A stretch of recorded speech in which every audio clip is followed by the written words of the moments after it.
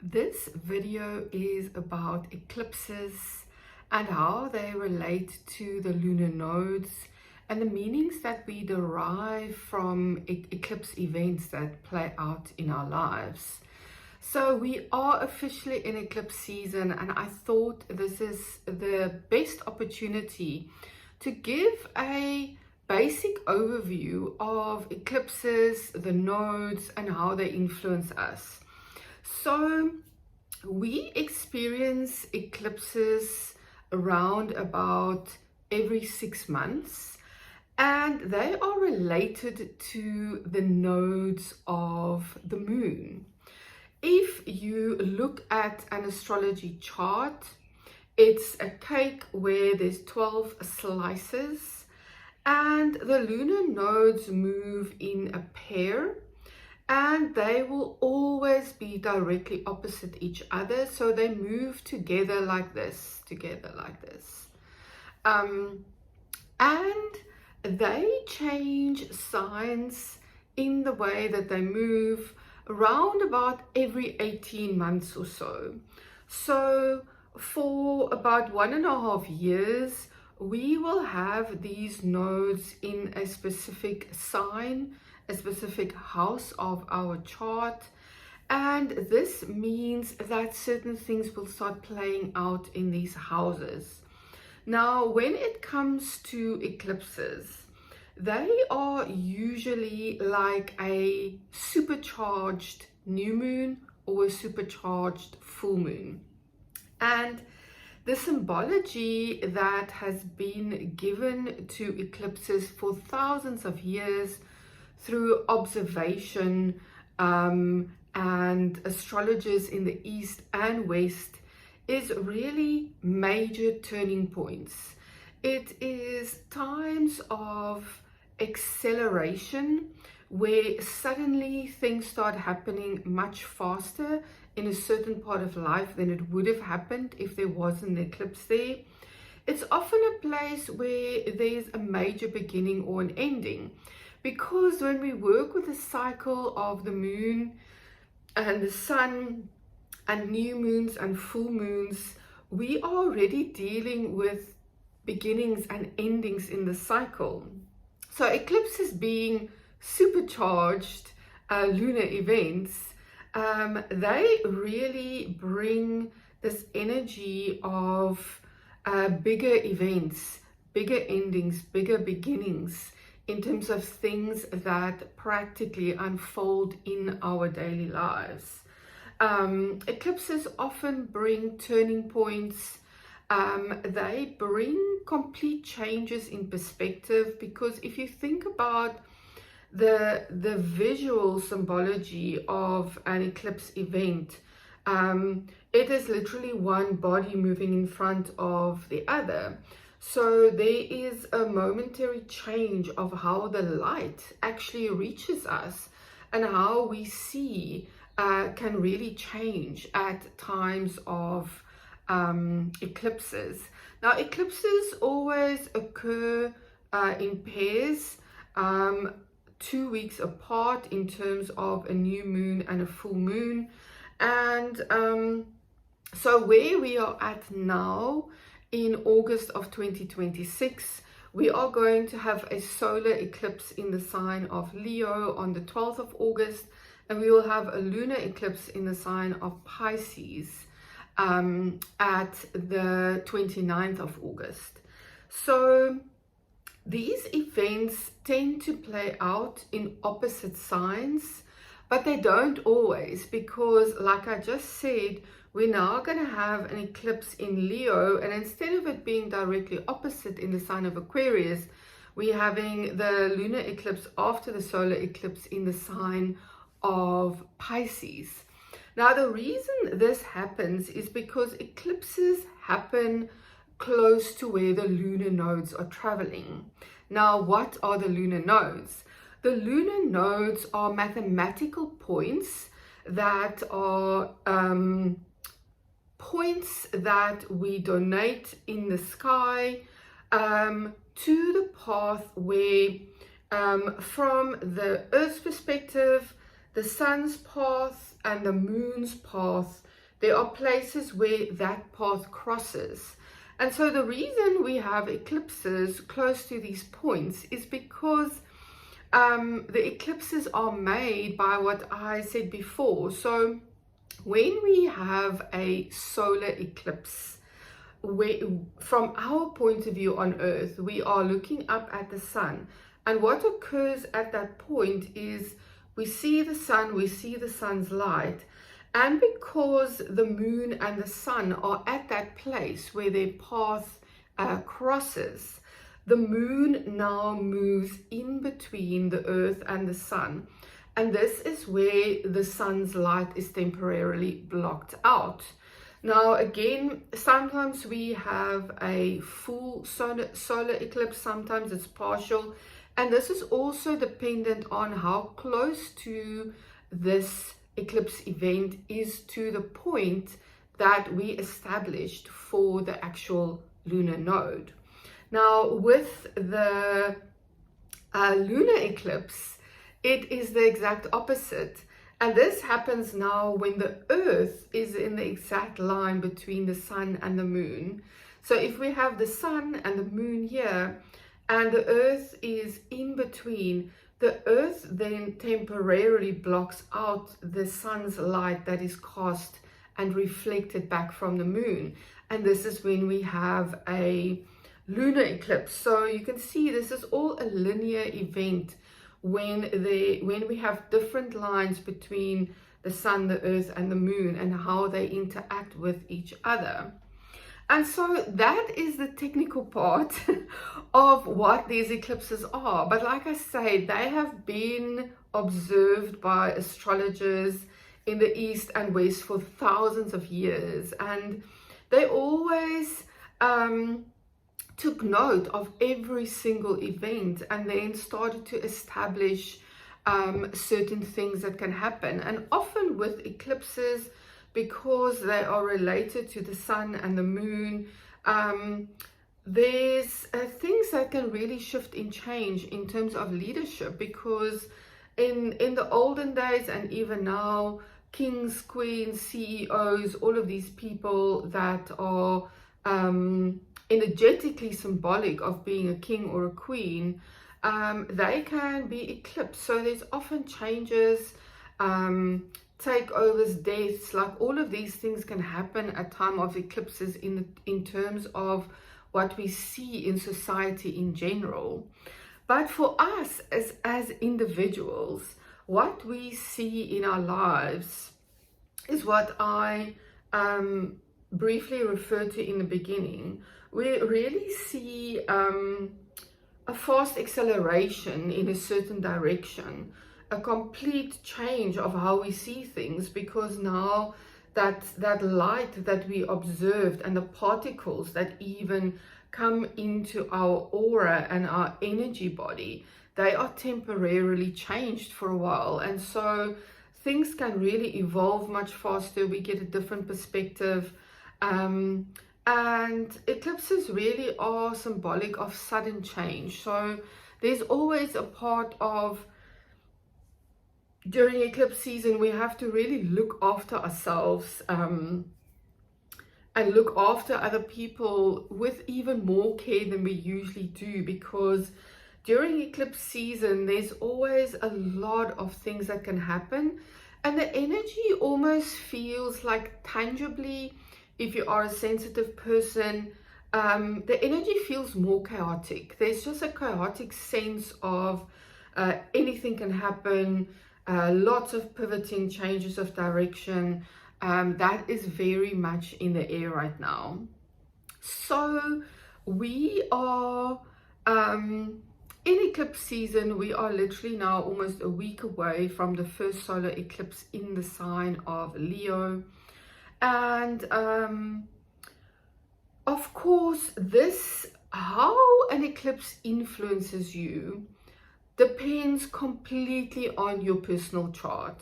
Yes, eclipses have these wider meanings in society as well. But of course, where an eclipse happens for you, whether it is in a certain house, which house it's in is going to determine the changes you will be perceiving.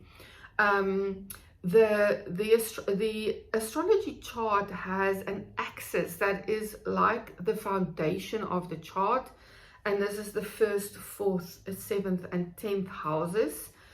If an eclipse happens in your personal chart in one of those 4 houses, because this is the foundation of your chart, there's much more likely that bigger things will unfold for you. Of course, if you have your ascendant or your MC very close to these points, you know, they will have a much bigger influence on what is happening for you. And also if you have planets about 5 but also up to 7 degrees away from an actual eclipse, if you have any of the planets in your personal chart in that vicinity, it's definitely going to influence you personally more. So people will have various kinds of outcomes and determinations by what an eclipse can bring. And you can only really know more about this by looking at your personal chart. Of course, all of those things that I've just mentioned can make it much more strong in the way that it can show up in your life. And also if you are a Leo rising or a Cancer rising, because this means that your chart is so much more influenced by the sun and the moon. So Leo rising and Cancer rising, they are more influenced by eclipses in a general sense anyway. So I also want to share briefly the meaning of the nodes as they were seen by different astrologers. Now, we have the North Node and the South Node, and they bring different symbology and meaning. And it's very well worth looking at, because this first eclipse that we are now going to experience on the 12th of August 2026, it is in the sign of Leo, and it is a South Node solar eclipse. So what you can do is you can look back. The last time we had a South Node lunar eclipse in the sign of Leo was in August of 2008. Now, often with eclipses, things can start happening up to a month and up to 6 months later. That's actually related specifically to that eclipse event. So you can look at this. I know that I've observed very, very definitive things related to eclipses for other people and in my own chart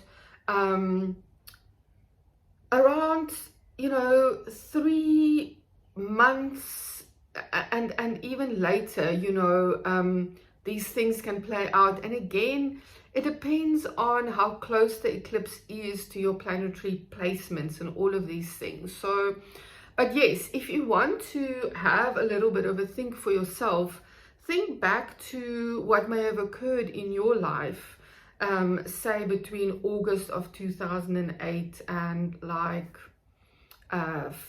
March of 2009, because that was the last South Node solar eclipse in the sign of Leo.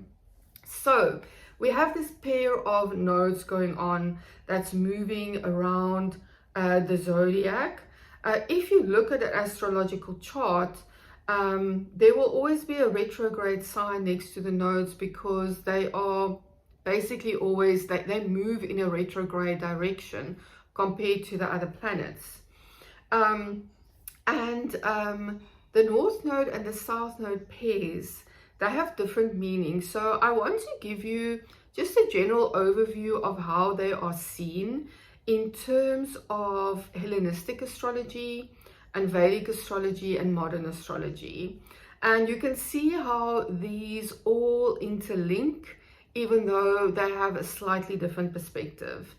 So for the north node of the moon, in the Hellenistic perspective, the north node is all about increase, it's about growth, it's about amplification of events.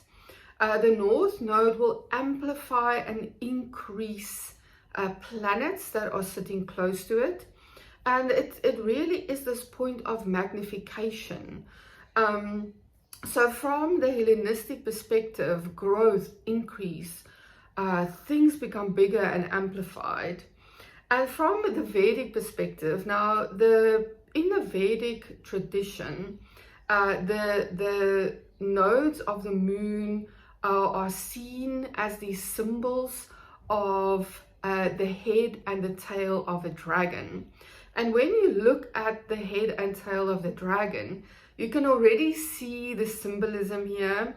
So for Vedic astrology, the head of the dragon is called Rahu.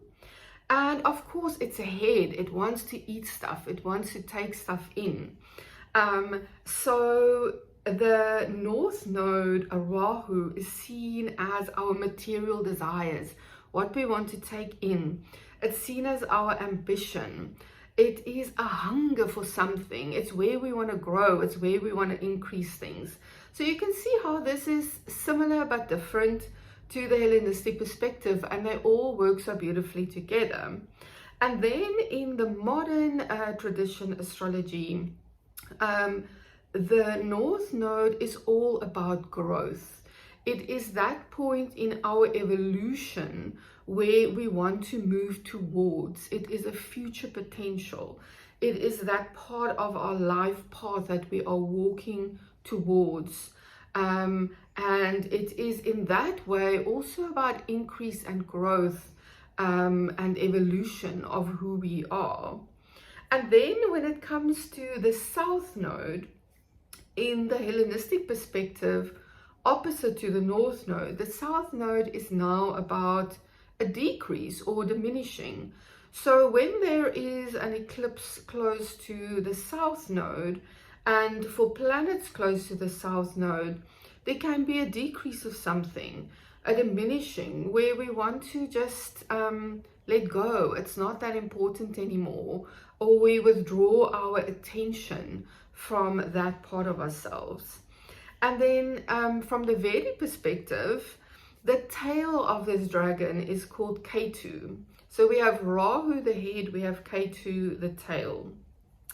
And the tail, of course, is the other end, where you have the mouth at the front, you have the tail at the end, which is about letting go. It is about the past. It is about release. Whatever the body, whatever you've eaten in the head part is now being excreted at the end. It's the stuff you no longer need. It's what you're letting go of. So that is the south node Ketu in Vedic astrology.